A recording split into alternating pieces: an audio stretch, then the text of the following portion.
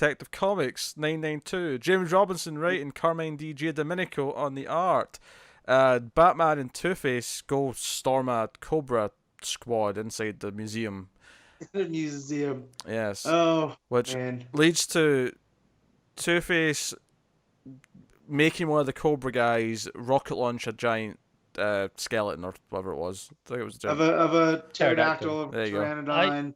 I have so much whiplash on this arc. There's some awkward dialogue. I think when he's talking to Alfred on comms, there's a couple of lines where I'm like, that sounds really petty for something Batman to say.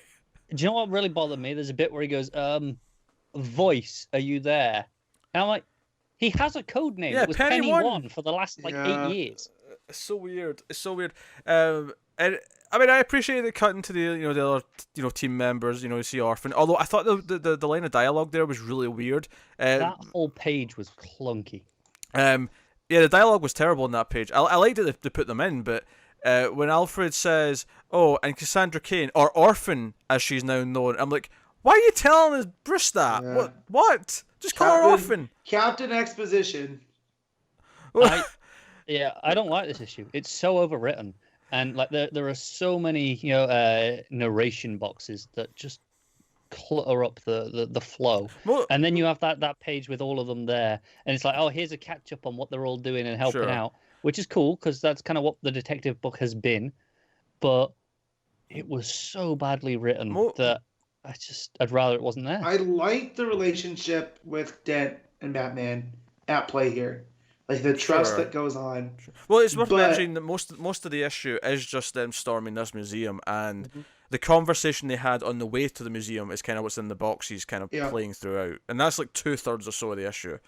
I want more of Cobra, not necessarily from Robinson, maybe, because I like the idea that Cobra became in that vacuum.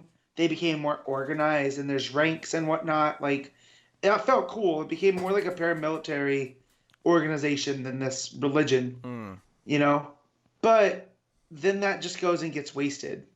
Like, he sets up all these new toys, right? And then just kind of throws them out the window.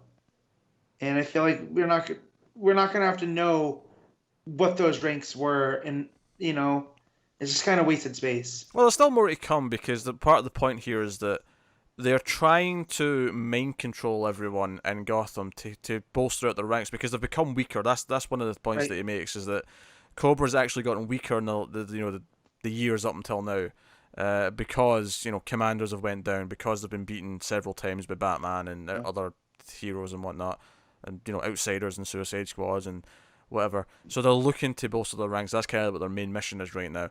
In fact, my favourite page of the book was probably the last one, because I thought the dude in the mask and the sewer was kind of interesting looking, just in a kind of creepy way. Yeah. I just like the design more than anything else.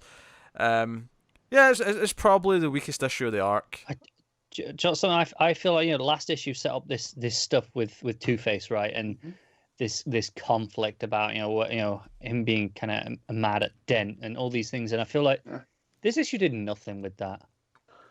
It just didn't go into that at all, and that's what I was really excited for coming off the last issue, and this just went, never mind.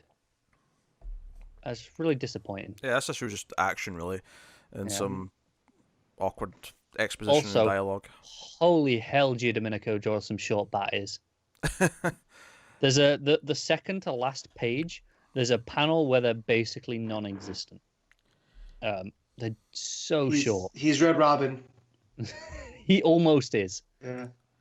It's the second to bottom panel on the second to last page. Art is still the best part of the book, though, I think, by a reasonable margin, because Domenico's really good typically. Yeah, it is for the most part here.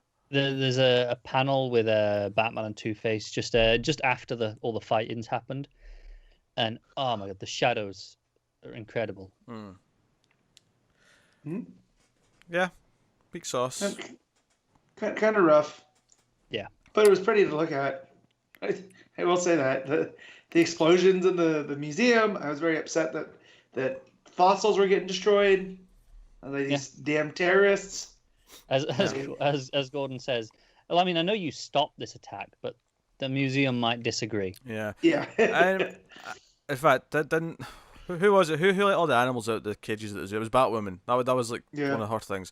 Yeah. No, it's definitely the weakest issue of the arc, I think, which has typically been a 7-ish kind of in the rating sort of scale. Yeah, it's kind of been 6 to 7 for the most part. So I'd probably go with like a. I don't think I hate it quite as much as Connor did, but I think it's like a 5, maybe 4.5, something in that range, 5 out of 10.